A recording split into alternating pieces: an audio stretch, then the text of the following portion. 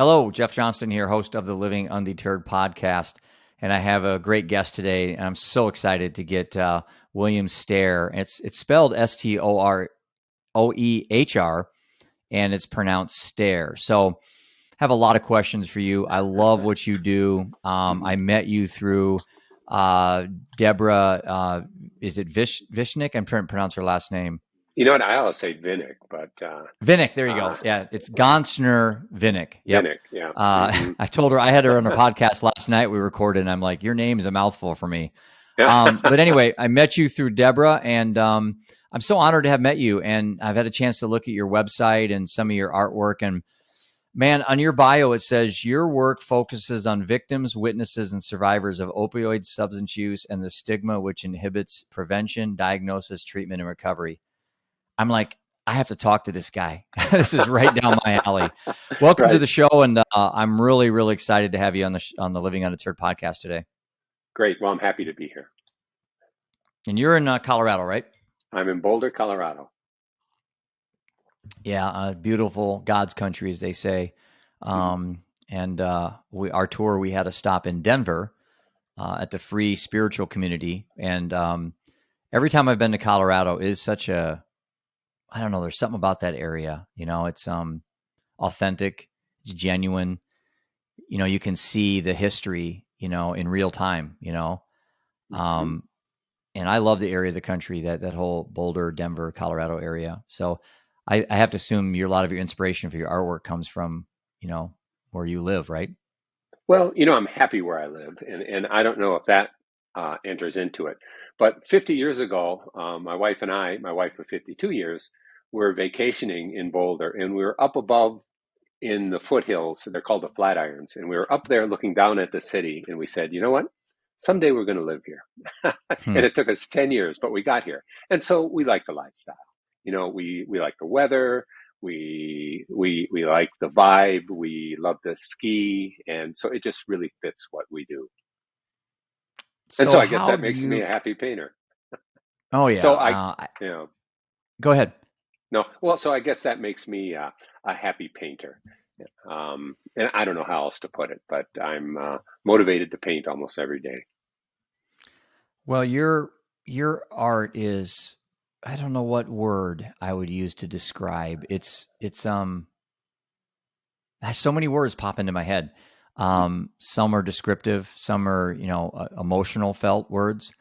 How would you describe your painting? You know, I don't. and so you let the art do the talking for you. Sure. And you know, in some ways I hate to be put into a category, but you know, if you're just look at it on the surface, what is it that I do? I do big 7-foot portraits, but it's much more than that. And I'm really looking for an emotional response. I'm looking to touch people. I'm looking for people. My real goal in a painting is to paint something that causes you, the viewer, to create the narrative, to have an emotional response, all based on your own experiences. And you will do a better job completing my painting than I can. So I do things on the canvas that I hope motivate you to do just that. So like actually, the way you frame. And I like to say that my paintings are realistic.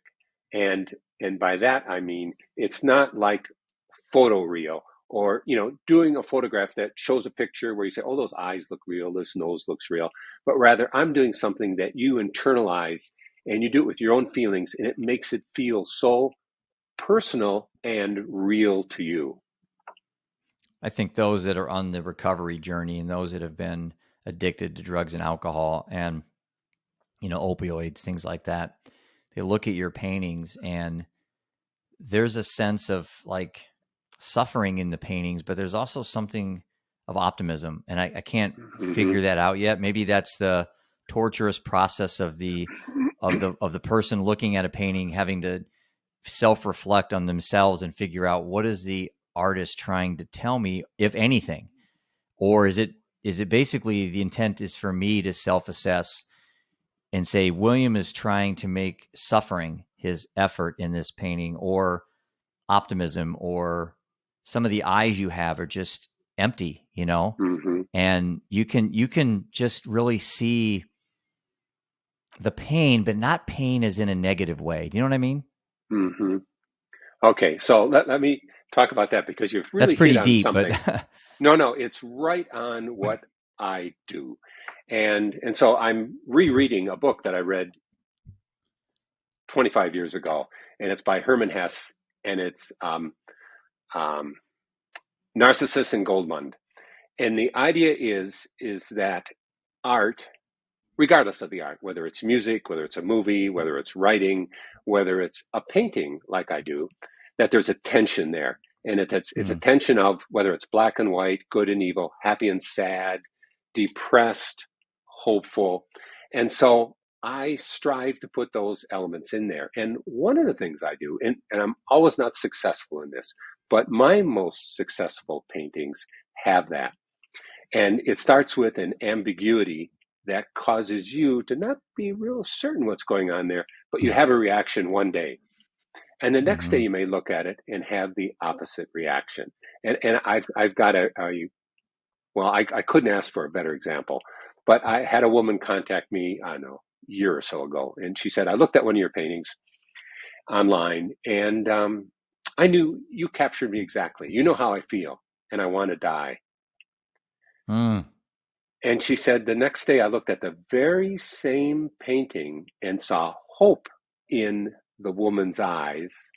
And she said, I realized then that I too could have hope. You saved my life. That's Now, incredible. well, it is. And it's two things. One, that drives me to paint some more.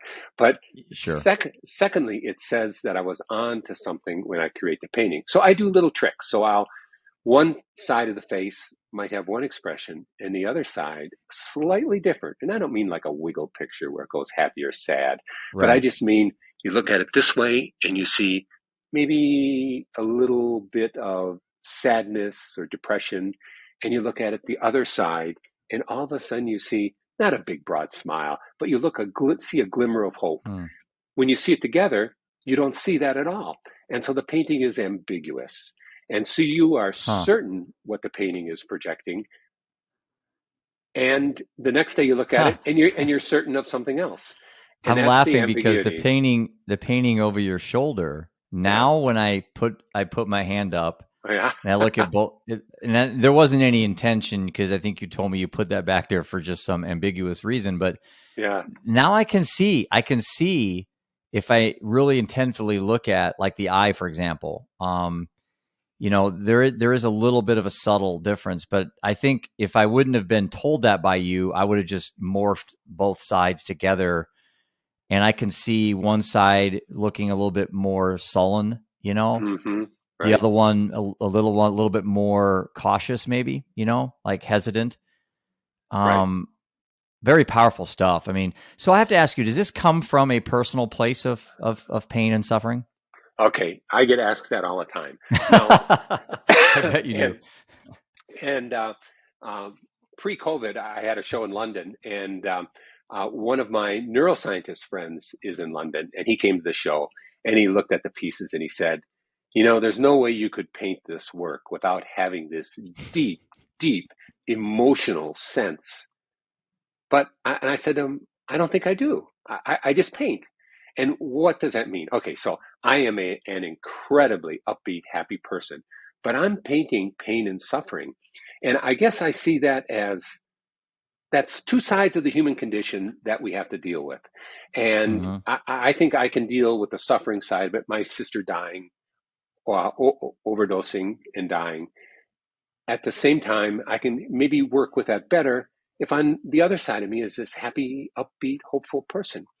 And so Hmm. when I paint, I don't paint a picture to say, I'm going to paint a person that's really, really depressed, but rather I just paint and I don't even think about it.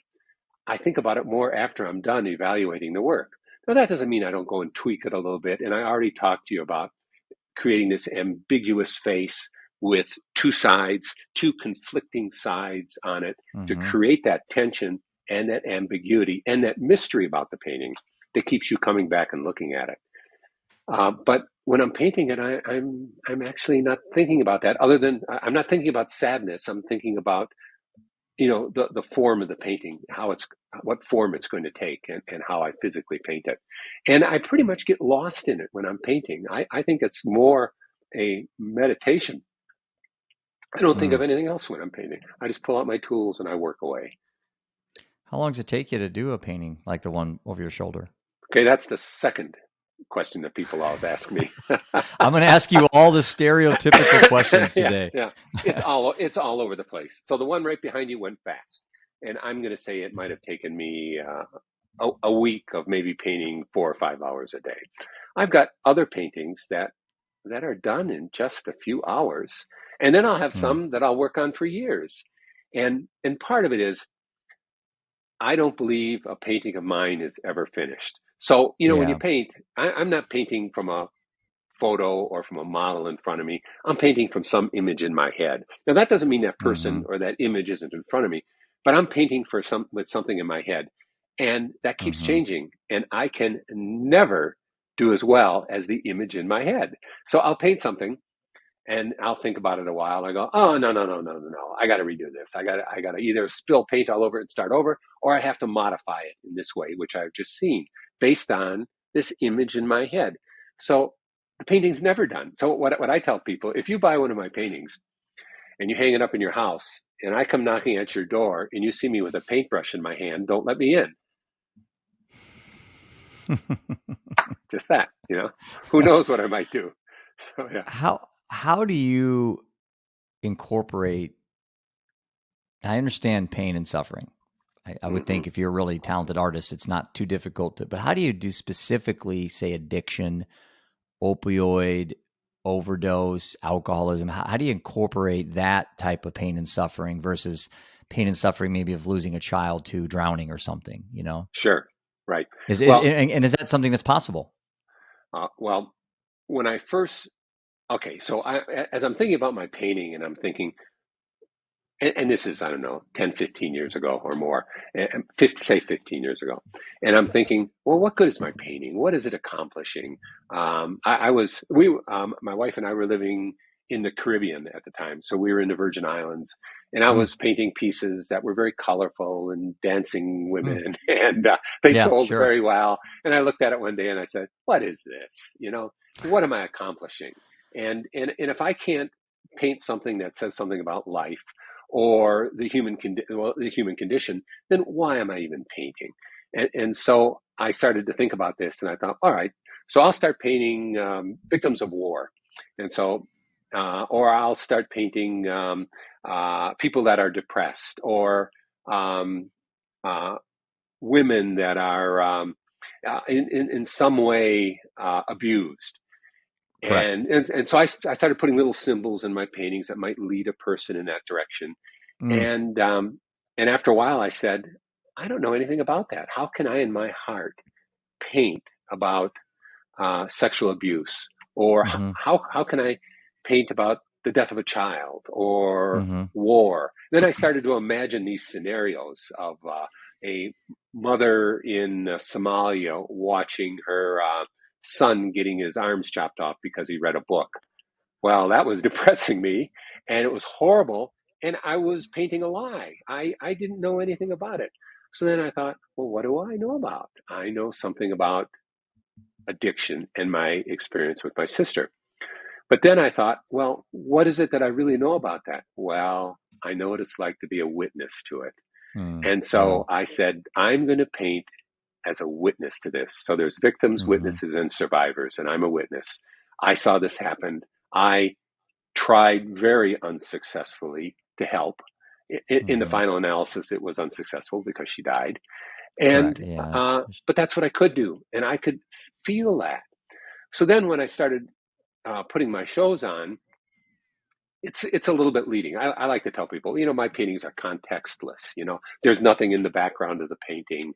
The title is nothing but the person's name, and then with a number. So if it's Emma 6, that's the sixth painting I did of Emma, and Oh, Emma gotcha. is and Emma is the code word that I use for my sister. That's not her real name. And because Gotcha. I just couldn't name the paintings that at first. And so now I've continued it. And so Emma has been kind of a stand in for anyone that's been a victim, witness, or a survivor. Hmm. And so all of a sudden when I started titling the show, so the last 3 shows I've had are titled Stigma and Survival. All of a sudden, that's a cue for people that I'm talking about something that relates to stigma. And then when they walk into the show and they see some literature that deals with opioid use, well, then suddenly they can zero in on that.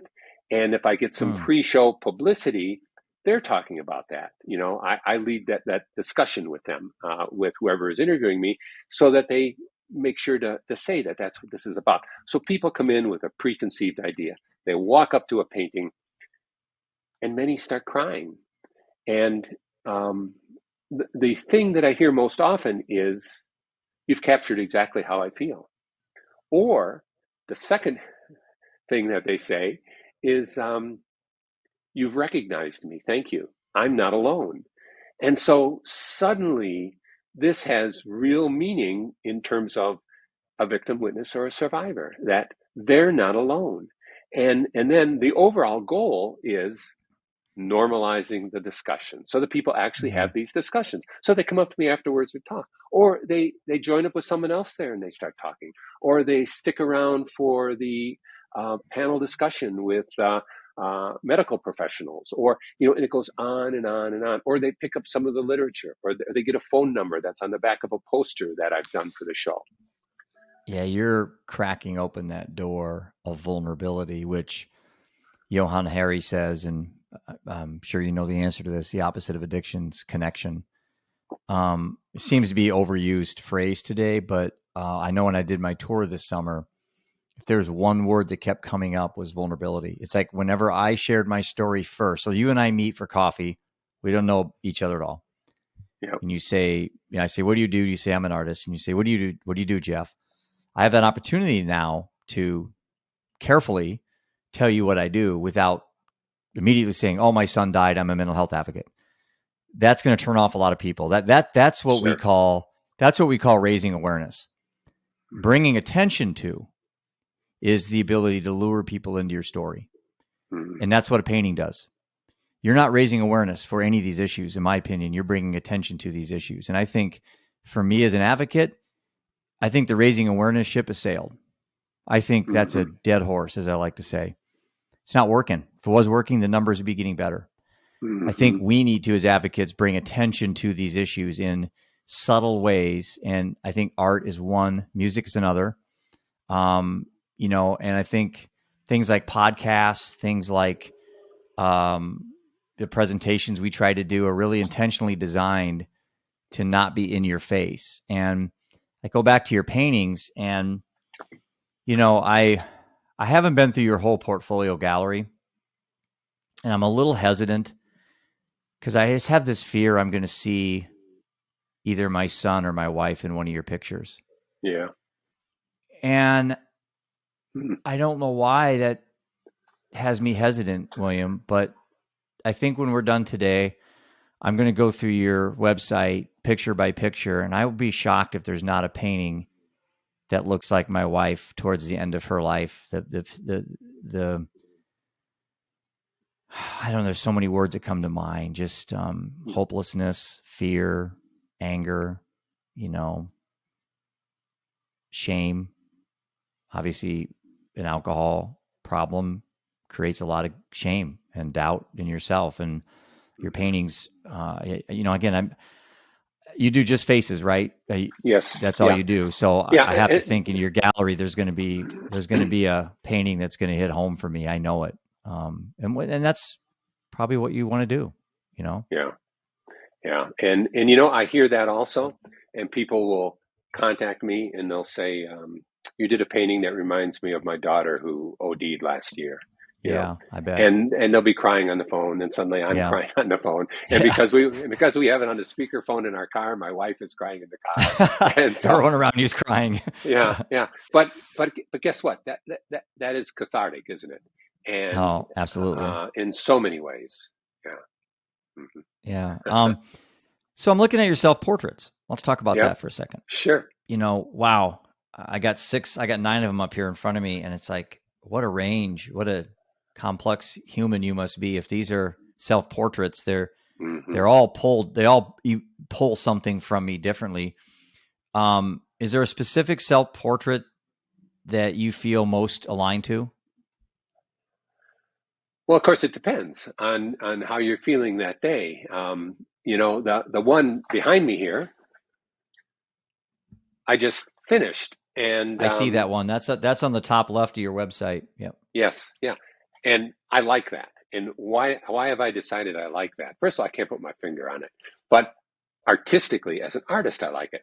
But that's not the most important thing to me. The most important thing is, how do I respond to it? How does it make me feel?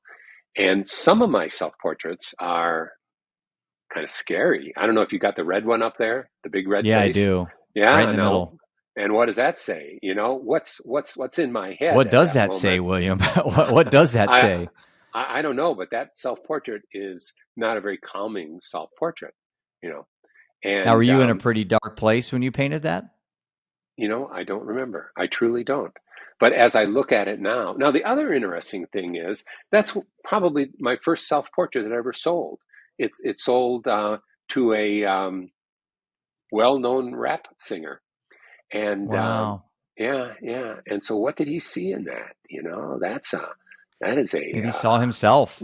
Maybe he saw himself, you know. right. Yeah. But see, What go ahead. excuse me. I'm sorry. You go ahead. Well, you got 5 of the 9 have the hand over the mouth, or actually Yeah. 6 do. What's the symbolism there? Okay, now this is really going to sound mundane, but I started painting hands. Okay, so I'm painting faces and I'm going, okay, I want to stick with the faces. And the reason I want to stick with the faces is I haven't gotten it right yet. I haven't painted the Hmm. perfect painting that's in my head, my perfect mental image. So Right. that's my personal masterpiece, and I've never done it. So I'm going, all right, what else can I do to this face that adds another component, artistic component, that is emotional, that shows emotion? Well, it's a hand, and Oh, so yeah. certainly, here's the other thing for me as an artist: hands are hard to draw, Mm, and so I'm drawing a hand. So I'm purposely making this a little more difficult piece for right. me to do. But a hand on the face is, when we're stressed, don't people put their hands up to their face? Or if they're Oh, thinking, they yeah. put their hands to their face. And Yep. so there's so many emotions that can come from the hand to the face. And so that's what I did. And so guess who am I? I'm a witness. I'm observing. You know, I have Mm. my hand to my face. I'm evaluating what's gone on in my life ahead of me, that where I didn't succeed, So I take from that, is it possible, and I know the person looking at a painting, there is no right or wrong way to judge like what you think is the intent behind this, but could it be taken that the hand symbolizes, you say, the witness of some horrific event, like you're witnessing your sister pass away, or you're witnessing your wife drink herself to death, and so you're horrific, your hands up here like you're witnessing it, or is it more of a statement of your insecurities, your something that's internalized, or is it I don't know. I'm kind of thinking. I think I could argue both sides of the fence there. Sure. And guess what? That's what you're supposed to do. Right. There is no definitive answer to that. You've come up with two answers. But let me comment about that, watching something horrific, because when I first, what I mentioned, that I was trying to figure out, how can I draw about war or something horrific? So I tried to Right. put myself in the place of a mother witnessing this horrific thing happening to her son in front of her. Mm, And that might be the first painting where I put the hands up on the face. And mm, that there was no doubt she was witnessing a horror. And mm, her response was putting her hands over her face. And mm. so I guess I've kind of carried that through. So I have no background in art. I know the names Hmm. of the famous painters, Sure. but Picasso, Hmm. that that's one that comes to mind when I look at things like this. And then coincidentally, I read your bio, and that's the one painter that you would like to paint with. Would have liked to have Right. met and Yeah. painted with. Yeah. Right. Why is What that? what catches you? What's Picasso got that the others don't, in your opinion? Okay. Well, first of all, one of my draws to Picasso is the painting Guernica. And if you don't know that painting, look it up. I'm sure I recognize it. Okay, and so Guernica is the painting that he did in response to the bombing of Guernica. I think it was in 1939, maybe. And here's this city in Spain that the Nazis, the Italians, and the Germans bombed. And this was before the outbreak of World War II. And, they were testing out their equipment. So they bombed this city into oblivion. So for the World's Fair, for the pavilion, Picasso was asked to paint a painting. And so he painted Guernica. Guernica's got it all. It's Cubist, and I'll get back to why Cubism interests me. But he's got this woman screaming out of the flames in her room. There's a Pietà, a woman holding her dead child. There's the wounded soldier. There's the bull. And then he's got all kinds of symbols in there. He's got this light that's shining. It's a light bulb. And he's got all these things in the painting. And I was so moved by that painting the first time I saw it. So we went to Madrid specifically to see that painting, my wife and I. Now we went to Spain for a bunch of things, but that was number one on my list, to see Guernica. So I stood outside the room. I couldn't go in. I mean, I can't say I was frightened or what it was, but I could not enter that room.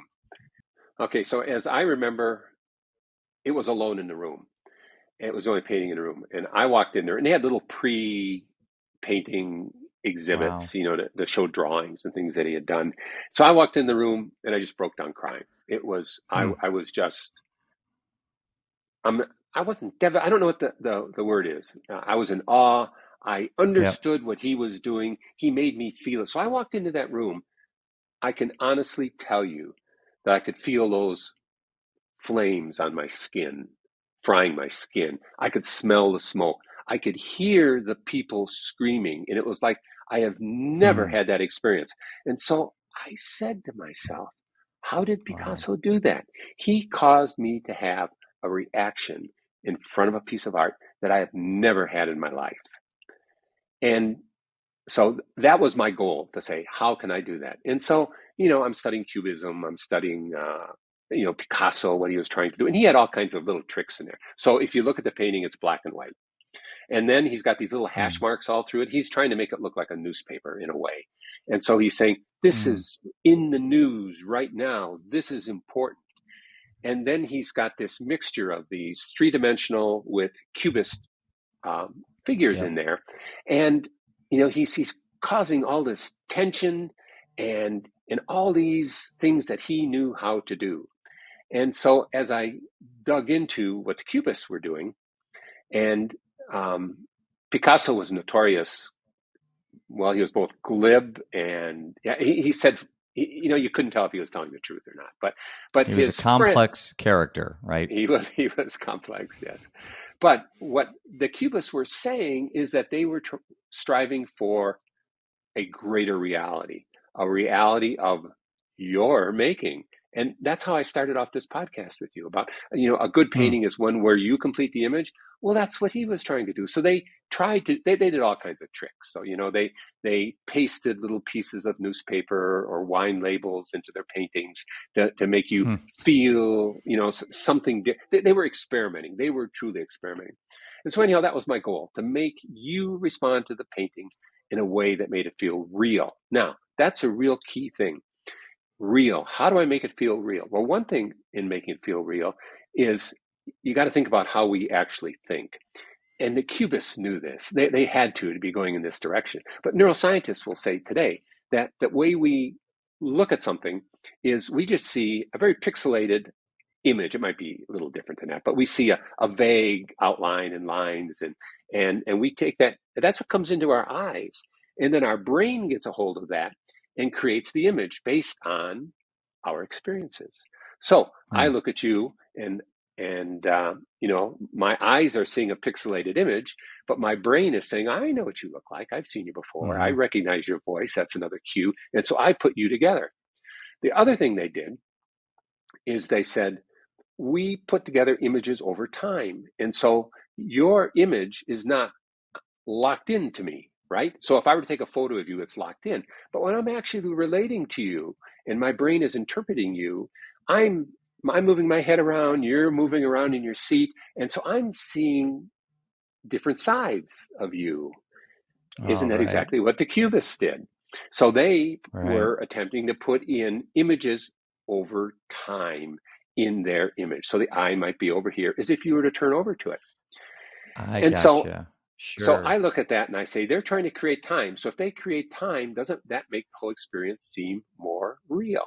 So I do that as well. Now, I don't do it on every image, but I can tell you this, that every one of my images has something out of whack. So the eye might be in not way over here, but sometimes I do that, but sometimes it's just Yeah. slightly out of whack. So I don't want you to look at it as if it's more of a cartoon drawing. And I don't say that Right. negatively, but you know what I mean. Right. But rather, Yeah. you maybe don't even notice that.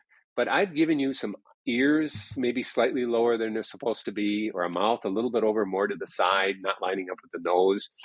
And so I'm creating, hopefully, a sense of time.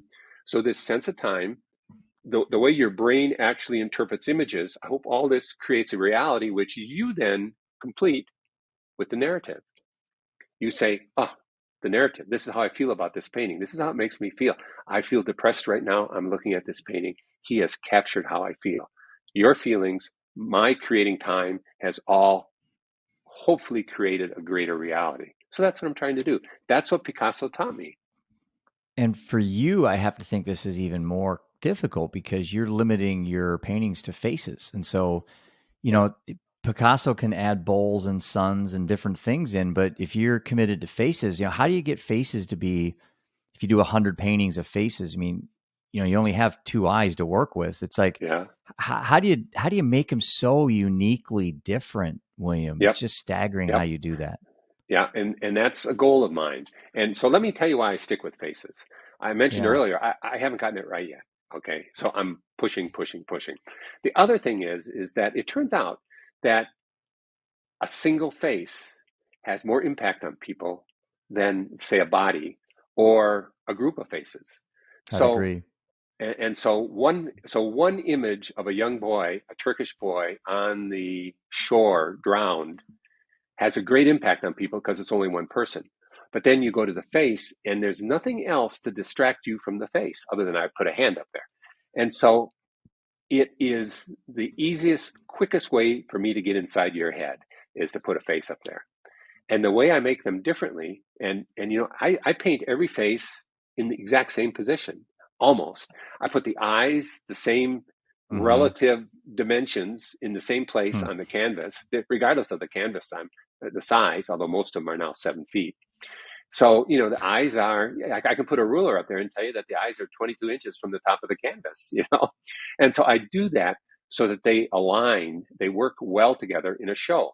So one Hmm. painting and then the painting next to it and then the painting next to it create a gang of people. And so you can look, and I space them far enough apart so you can look at one and just reflect on that. But you can look at the wall and say, this artist has said that the gallery wall is his canvas and he's created this gang of people. But here's how I make it different. If you look at my paintings and if you just look at my self portraits, each one is painted differently in a different Yeah. Oh, style. yeah. Yep. And so that's what I do. So I say, and I challenge myself. I'll say, so right now I have a book out, Alberto Giacomenti. So Mm. I really love his paintings and drawings. And so I'm looking at what he's doing and I'm saying, oh man, I think I'm going to try to incorporate some of his style into what I'm doing. Or I'll say Jackson Pollock. How can I incorporate dripping? And you know what? Almost all of my paintings have dripping on them and splashes. And so I've Mm. always, used Jackson Pollock as an inspiration. Now, Jackson Pollock, yeah, I mean, he did figurative work, but he's not Yeah. as famous for that. But, his mature work that we all know, I say, well, how can I create a face using that same technique? And, that's what I do. Um, when I'm in a rut, I'll pick an artist and I'll say, how would this artist, who never draws faces, I'll say, how would he Hmm. paint a face? And so I'll play with that to keep myself motivated from an artistic standpoint. I have to ask you because you just said that. And I was going to ask you this follow up question, but okay, I don't. If you saw my artwork, you'd probably never speak to me again. I can't make a snowman. I'm that bad. I know what I'm good at, and I'm not good at drawing. Okay, when I started my book, you have to sit down, you have to start writing a book. Sometimes you start at the ending. Sometimes you start a book at just your most favorite chapter. You just start writing, and then you kind of fill in the gaps. How do you start on a blank canvas? Yeah. How do you that painting behind you, the first brush? Where did you start? Yeah. Um, I don't always do it this way, but more often than not, I do. So, for instance, I have a blank canvas behind me, and it's blocking the sun coming out of a window back there right now for this broadcast. But the first thing I'll do is I'll locate the eyes on the canvas. Remember, I said I always put the eyes in the same place. So I'll put a couple X's where I want. I get out a ruler, a yardstick, and I go 22 inches. I come in, let's say 24 inches. This eye is so many inches over, and I want the nose to be maybe 16 inches below that. So I'll draw a triangle for the nose. See how that nose is kind of shaped like a triangle? Yeah. So Yep. if the person is looking up like she is, which is kind of that's a Yep. strong statement when your head is up and your chin is out. And Yep. then I'll put another line where I want the mouth to be, and then I'll start pouring the paint. Sometimes I'll take a brush, and I use big brushes here. I'll grab a big brush. Have you ever thought of doing a time lapse, like set up a camera and actually do one of your paintings like on a time lapse? Okay, I do something That would be simple. that would be cool. First, I have thought of that, but what I do is during the process, I take pictures of where the painting is at. Gotcha. Yep. And, and then, and let me tell you how I start this. Then let me get back to that process photo that I take. Yeah. So I'll take this and I'll dip it in some black paint and I'll put a mark where I want a bigger mark where I want the eyes rather than just my little pencil mark. And then I'll draw in a mark where I want the two nostrils because they're black. And then I'll just draw a black line across where I want the lips to be. Then I start pouring paint on it. And that's what I do with well over half my paintings. I start pouring paint. So I take some acrylic paint and I water it down and I have it in a little cup. Mm-hmm. And sometimes I'll have it in a little bucket and I pour it on there. And the painting is flat at that point. So my easels, I have two easels that turn into tables. So I've got this Hmm. 7-foot painting here and I just, turn a knob in the back and I can flatten it out like a big table.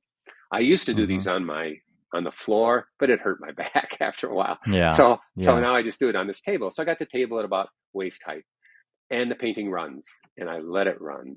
Hmm. And a lot of it'll run just on the floor. And if I want to stop it, I put paper towels on it.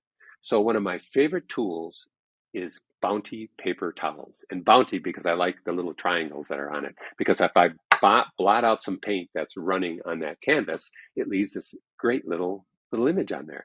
And so I use it. I learned how to go with that little image. Interesting. So I'll let that paint. Now I'm using acrylic paint, so they dry really fast, and so it'll dry, say in 10 minutes. Then I'll put a coat of typically I'll put a coat of acrylic polymer varnish over it, and that dries fast. I put another coat of this paint down, and then another coat, and then another coat, and I'll be using different colors. And then I'll take my brush and I'll splatter some paint on it, and then I'd love I'll. to see. I'd love to see this live. That sounds so damn interesting. Well, it's fun too, and then Yeah. so then all of a sudden I start to get an image on there that I work with. So one of the things you'll see in a lot of my paintings is what's happening on the forehead or on the cheeks, and those are the big areas of your face that has Mm-hmm. nothing to do with how a real face is. And so I treat those as separate abstracts. So long ago, when I started working on a big canvas, I Hmm. said, okay, I do the eyes. I can do eyes halfway decent, and I can make a nose, and I can do lips. But what on earth do I do with the cheeks and the foreheads? So you look at my Mm-hmm. paintings. You can look at them as separate abstract paintings, and that's how I think of them. Can I make that interesting? So there's another key to what I'm doing. So people will come back to the painting and they'll say, I didn't realize he did that. I wonder how the artist did that with the paint. How did he make the paint do that? How did he make it swirl with these two colors? Or how did he get that really interesting pattern on there with the paper towels, of course? And and Mm-hmm. and so they think about that, and when they go back to the painting, what happens? They think about the painting itself again.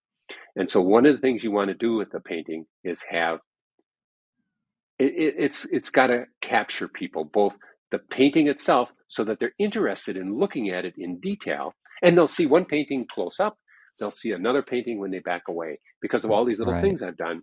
And so it's never ending interest I want to happen.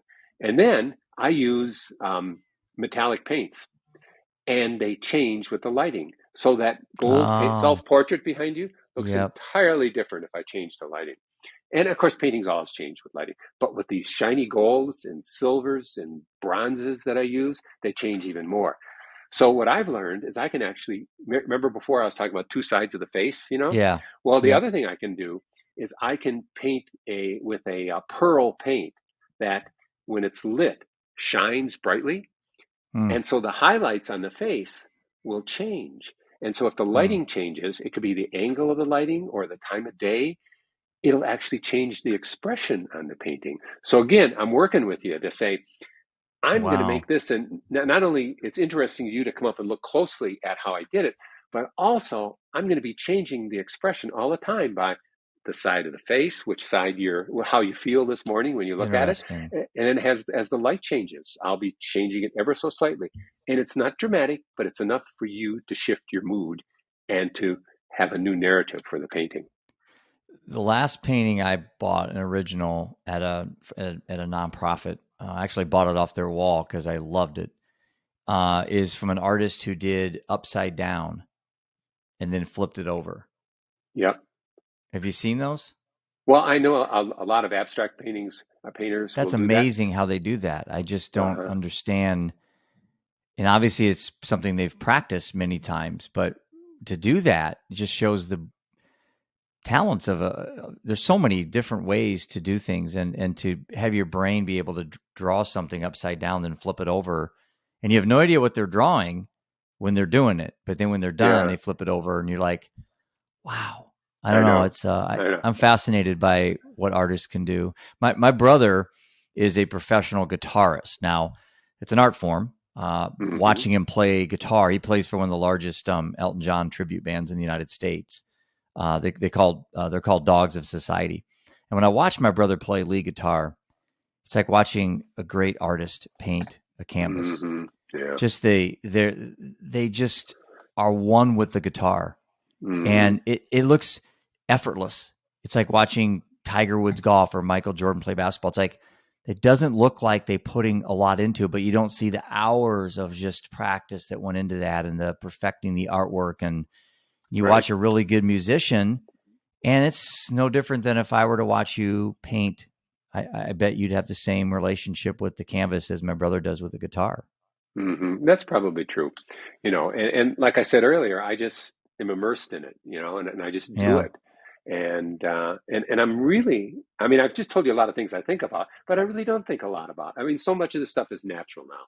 I just right. automatically know what paints if I mix them together and I pour, How many years have how you it's going to been doing stream. this?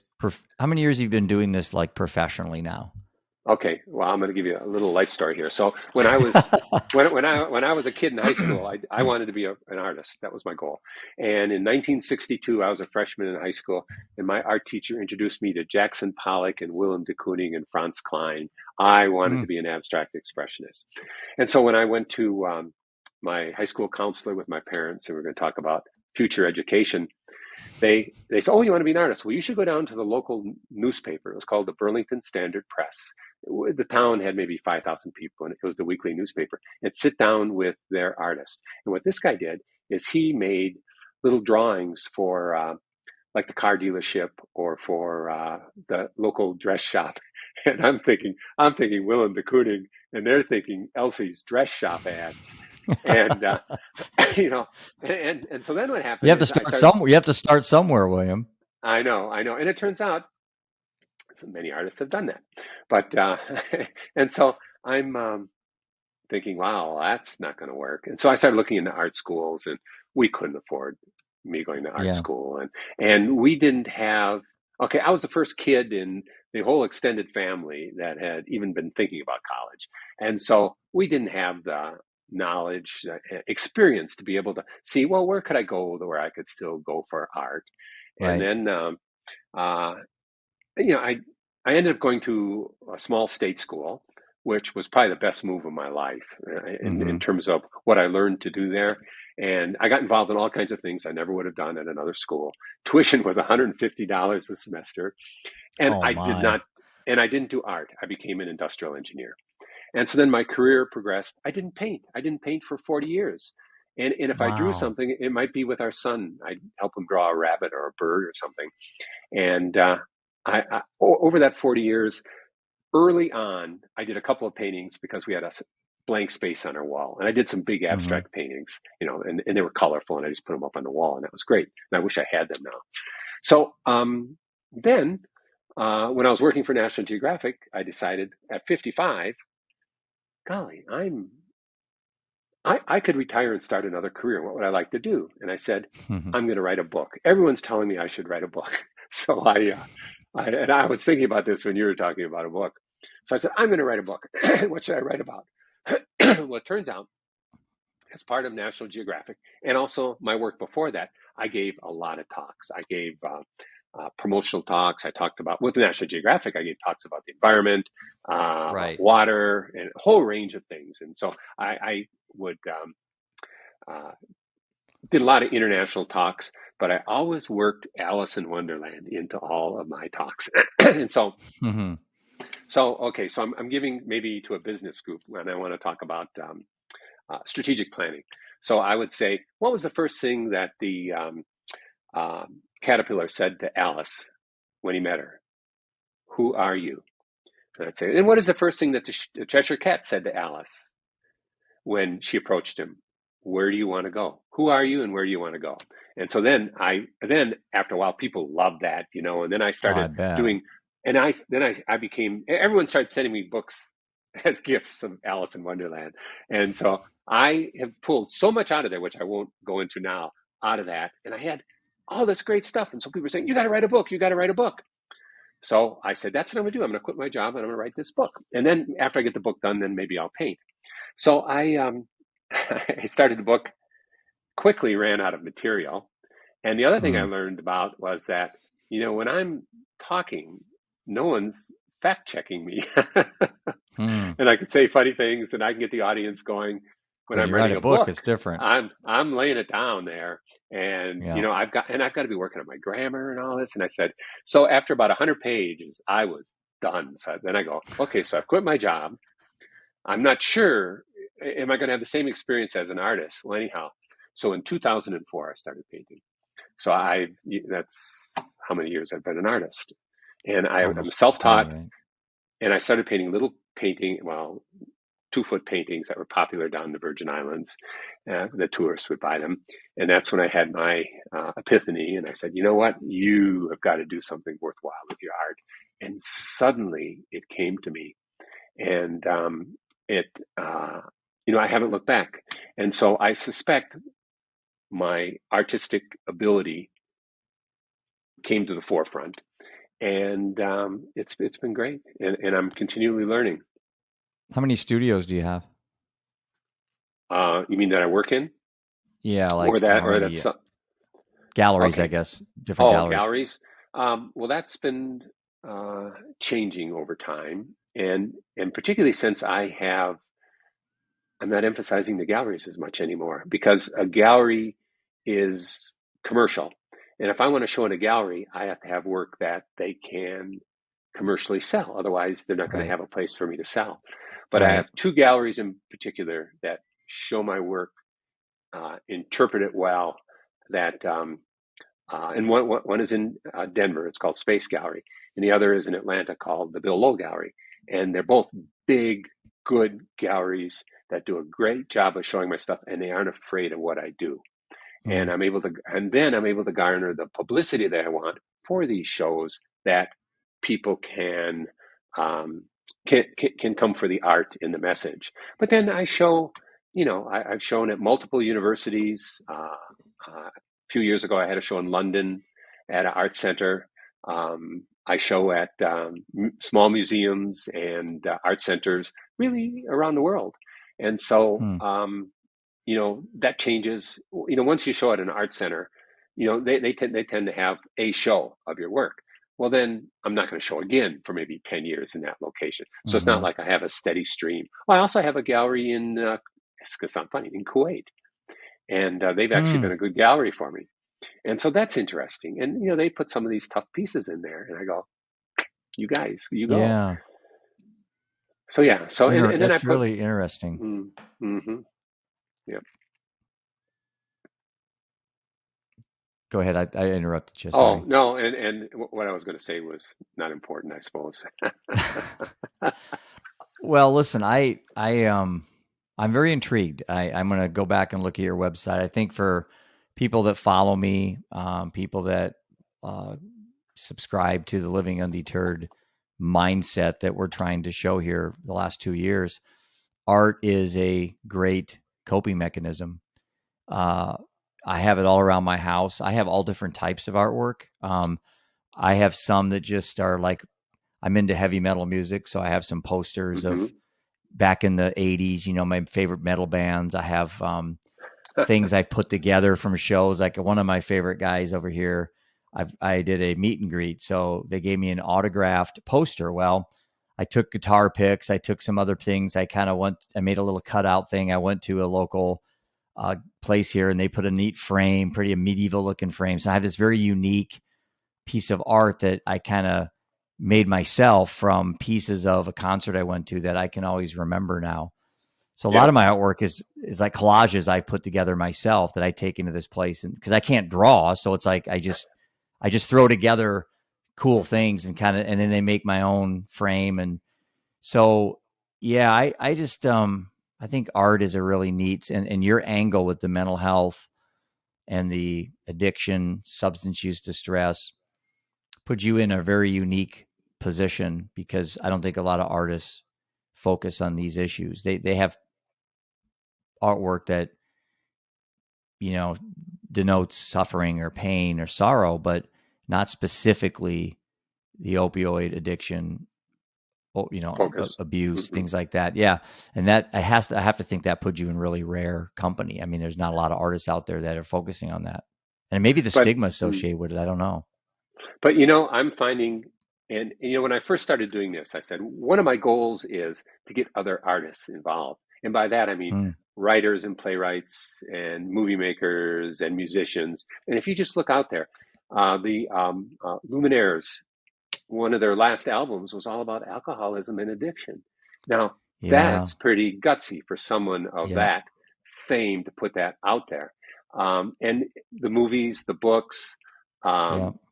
Dope Sick, things like that. Yeah. So it's coming forward now that the arts are coming forward, and that's all part of normalizing the discussion. I mean, that's what happened with AIDS, didn't it? And so all of a sudden, all Good of those point. people that I mentioned came to the fore, started plays and art and songs and you name it, and it started to normalize that discussion so that people felt comfortable with it, and so that's my hope that other people get involved, and I keep seeing it more and more, and they keep coming forward to me.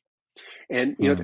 in terms of art, painting, so Dr. Nora Volkoff, the director of NIDA, is an artist, and she talks about art and empathy and how important it is to create an empathy with the art so that then people can reflect upon it, can say, you've you've recognized me, I'm not alone, you know exactly how I feel. And so she speaks to that to the empathy of Hmm. that can be that can happen as a result of art. And so that's obviously on my mind. Someone could look at art like what you do, and they could say, "Well, that's too dark for me," or hmm that's kind of scary, dark artwork. And I'm sure you could look at any subjective piece of art and make those assessments. But I think for me, when I look at it like this, specifically one over your shoulder, is it it's telling me it's okay to feel that way. Mm-hmm. It's Yeah. like allowing me, because the art can't really talk to me like you and I are talking. And so you make me feel comfortable. I could cry in front of you. I feel perfectly comfortable doing that. Looking at a painting, even though there's no audio, it does take that visual feeling. It makes me feel it's okay. It's okay for me to look off in the distance and feel lost, and I can relate to that like another human. And I think that connection, that aspect of vulnerability is therapeutic. It's cathartic, as you said. Yeah. Mm-hmm. And that's what I think. And I'm not going to tell someone don't look at that painting and think it's dark, because you have to think, you have to make your own judgment when you look at a painting. Right. I can't tell you, Mm-hmm. William, how to look at something and interpret it. You have to just do it yourself. But I think if more people had a little bit of a different lens to view art like you are making from a perspective of openness and vulnerability, I think they could really appreciate this a lot more. Yeah. There's decorative art and, I mean, there's beautiful decorative things and I like that. And I have friends that make gorgeous decorative art. And then there's art that makes a statement and tells Yeah. you something about life. And that's, for me, that's more important. And Mhm. so that's what I'm trying to do. Well, you've impacted me, and I know my audience and my followers. We're going to put a link to your site, and I'm planning on having some of your paintings come up when we talk about you on this podcast when it posts. But I want to thank you very much for being on the Living Undeterred podcast. You've really introduced me to another arrow I can add to my quiver, a tool to my Yeah. tool chest that I'm fighting what I fight. My Mm-hmm. my bouts of grief and suffering. Your artwork gives me comfort to know that it's okay. It allows me, it gives me permission to go through what I have to do. And I applaud what you're doing to bring attention to addiction, substance use distress, mental health. All this is I don't know. It's been great to have you on the show, and certainly I've never had a show like this in my 2 years of doing the podcast, where we've had an artist on talking about um, the passion behind the art and the impact that it has on the lives of people. But how can people reach you? What's the easiest way to reach you? And I guess, how can people get your artwork if they're interested? Hmm. Well, first of all, let me just say that I so appreciate what you're doing as well. And so it always amazes me what people are doing um, on this stage. And it's great. And well, certainly they can see my work on my website, and they'll see links on my website to my galleries and some online galleries um, that are selling my work. So that's a good way to do Mm-hmm. it. And also through the galleries, that works too. And they can reach me through my email, which I believe I show on my site. But if I don't, it's um, Bill, Bill, at Stoehr, Stoehr .us. So that's my email. And of course, they can find me on Facebook and on Instagram and on LinkedIn and various other places where one of the things I try to do is sometimes I'll just put up a painting that doesn't, I won't say anything about it. Other times I'll put up a painting and I'll go into a fairly long description Mm-hmm. of part of the process, and so often it's the subjective interpretation that someone might be having of that, and what I'm doing to influence that, or what maybe my personal experience is in this area. So there's a wealth of things there too. Well, I would love to next summer when I'm designing we're going to do 3 mini tours next summer in the RV. Mm-hmm. And I think they're going to be maybe 10 days at a time. So we do like 4 stops in 10 days, 4 or 5 stops. Mm-hmm. Be a lot more intentional this year, a lot more focus on raising funds for local charities and things like that. And I know Denver, I'm going back to Denver in that area, the Boulder, Denver area.